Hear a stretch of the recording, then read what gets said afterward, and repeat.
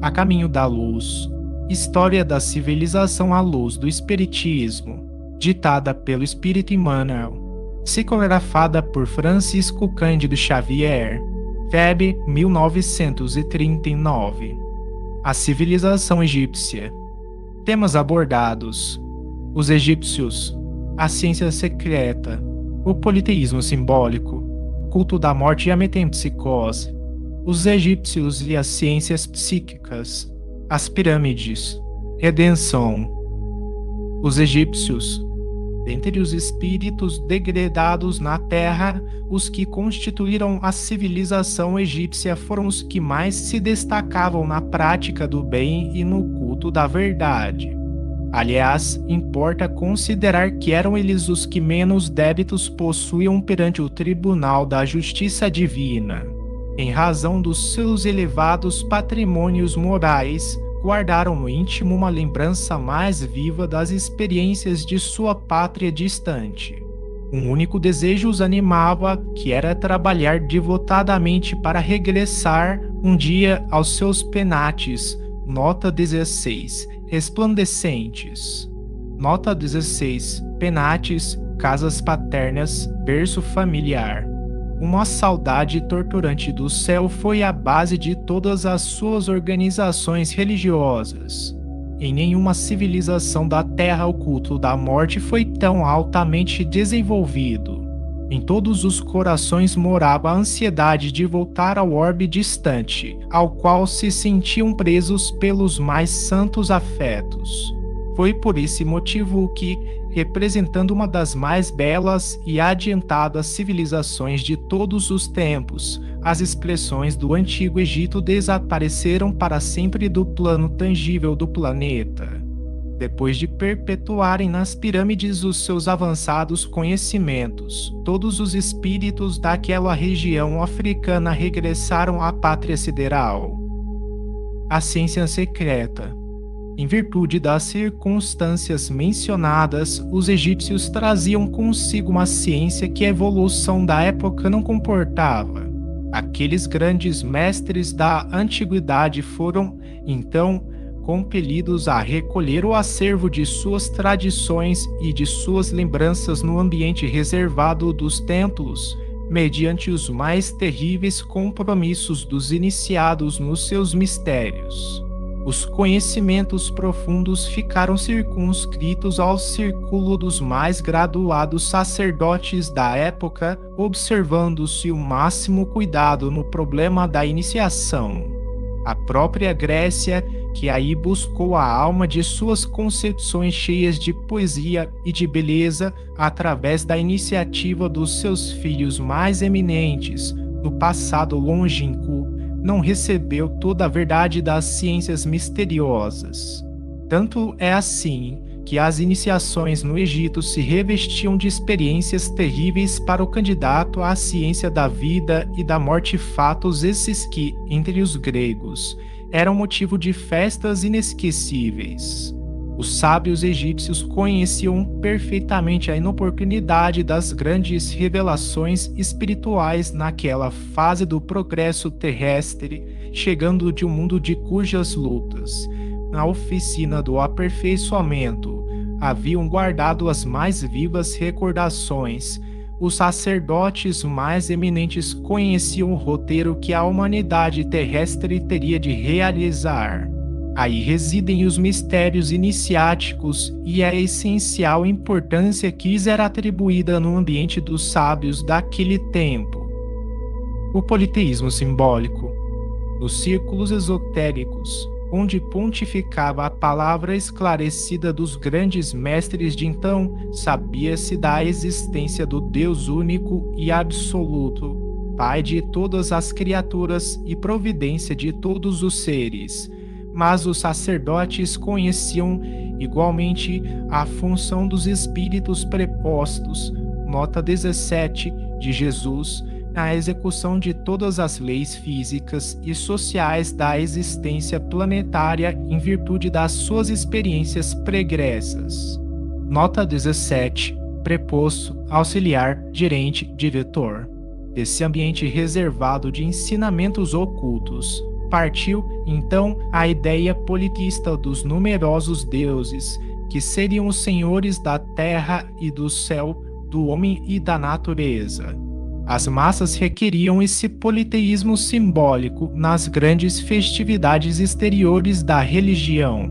Já os sacerdotes da época conheciam essa fraqueza das almas jovens de todos os tempos, satisfazendo-as com as expressões esotéricas de suas lições sublimadas.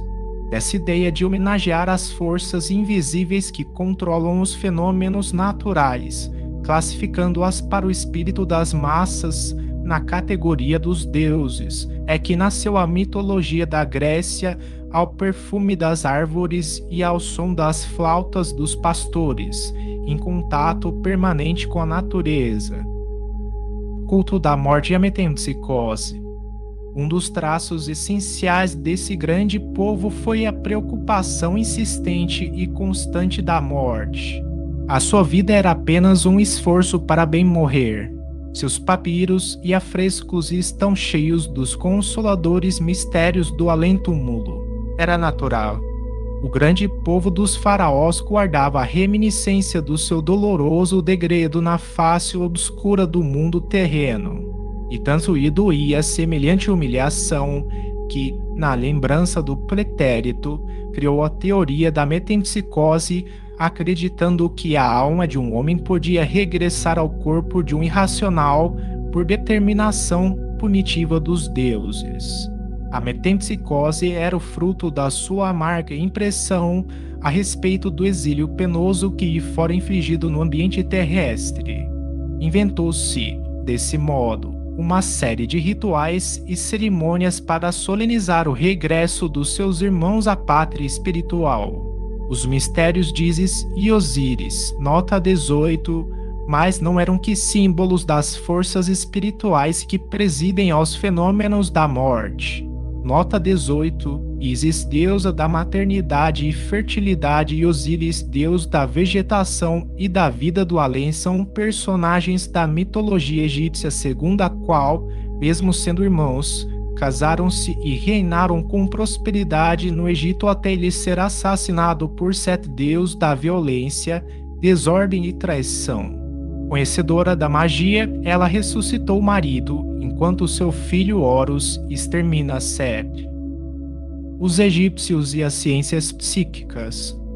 As ciências psíquicas da atualidade eram familiares aos magnos sacerdotes dos templos.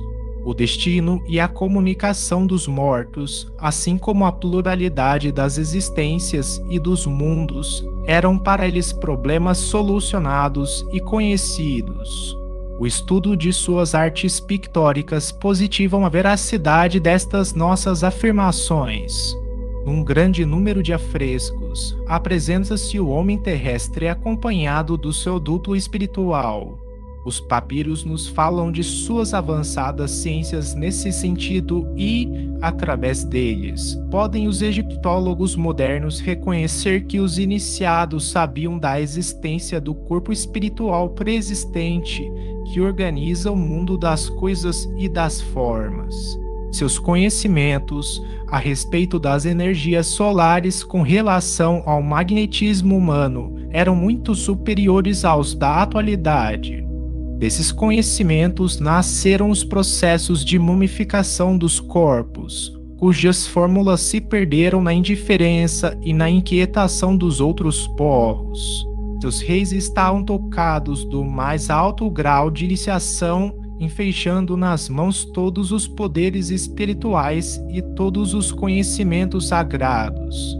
É por isso que a sua desencarnação provocava a concentração mágica de todas as vontades, no sentido de cercar-lhes o túmulo de veneração e de supremo respeito. Esse amor não se traduzia apenas nos atos solenes da mumificação. Também o ambiente dos túmulos era santificado por um estranho magnetismo. Os grandes diretores da raça, que faziam jus a semelhantes consagrações, eram considerados dignos de toda a paz no silêncio da morte. Nessas saturações magnéticas, que ainda ali estão a desafiar milênios, residem as razões da tragédia amarga de Lord Carnarvon, nota 19, e de alguns dos seus companheiros que penetraram em primeiro lugar na câmara mortuária de Tutankhamon, e ainda por isso é que, muitas vezes, os tempos que correm, os aviadores ingleses observam o não funcionamento dos aparelhos radiofônicos, quando as suas máquinas de voo atravessam a limitada atmosfera do Vale Sagrado. As pirâmides. A assistência carinhosa do Cristo não desamparou a marcha desse povo cheio de nobreza moral. Enviou-lhe auxiliares e mensageiros, inspirando nas suas realizações que atravessaram todos os tempos, provocando a admiração e o respeito da posteridade de todos os séculos. Aquelas almas exiladas que as mais interessantes características espirituais singularizam, conheceram, em tempo, que o seu degredo na terra atingia o fim. Impulsionados pelas forças do alto, os círculos iniciáticos sugerem a construção das grandes pirâmides, que ficariam como a sua mensagem eterna para as futuras civilizações do orbe. Esses grandiosos monumentos teriam duas finalidades simultâneas: representariam os mais sagrados templos de estudo e iniciação, ao mesmo tempo em que constituiriam, para os pósteros, um livro do passado, com as mais singulares profecias em face das obscuridades do porvir. Nota 19. O Lord Carnarvon foi o patrocinador das escavações que descobriram a tumba secreta do faraó Tutankhamon e um dos homens que lá entraram.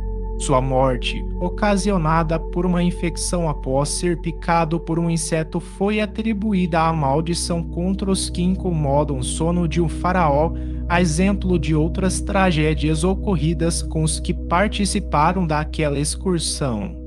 Levantaram-se dessa arte as grandes construções que assombram a engenharia de todos os tempos. Todavia, não é o colosso de seus milhões de toneladas de pedra nem o esforço hercúleo do trabalho de sua justaposição que mais empolga e impressiona a quantos contemplam esses monumentos. As pirâmides revelam os mais extraordinários conhecimentos daquele conjunto de espíritos estudiosos das verdades da vida. A par desses conhecimentos, encontram-se ali os roteiros futuros da humanidade terrestre. Cada medida tem a sua expressão simbólica relativamente ao sistema cosmogônico do planeta e à sua posição no sistema solar.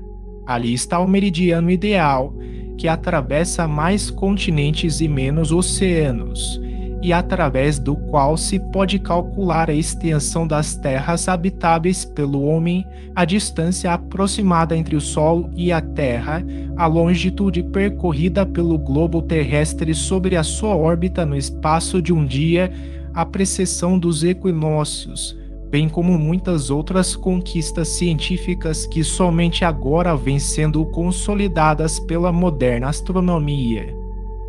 Redenção. Depois dessa edificação extraordinária, os grandes iniciados do Egito voltam ao plano espiritual no curso incessante dos séculos. Com o seu regresso aos mundos ditosos da capela, vão desaparecendo os conhecimentos sagrados dos templos tebanos, que, por sua vez, os receberam dos grandes sacerdotes de Mênfis. Aos mistérios de Ísis e de Osíris sucedem-se os de Eleusis, nota 20, naturalmente transformados nas iniciações da Grécia Antiga. Em algumas centenas de anos, reuniram-se de novo nos planos espirituais os antigos degredados, com a sagrada bênção do Cristo, seu patrono e salvador. A maioria regressa, então, ao sistema da capela, onde os corações se reconfortam nos sagrados reencontros das suas afeições mais santas e mais puras. Mas grande número desses espíritos, estudiosos e abnegados, conservaram-se nas hostes de Jesus, obedecendo a sagrados imperativos do sentimento e ao seu influxo divino, muitas vezes têm reencarnado na Terra para desempenho de generosas e abençoadas missões. Nota 20. Eleusis, cidade grega onde se efetuava um cerimonial descrito como mistérios de Eleusis para os iniciados ao culto das deusas agrícolas Demeter e Perséfone.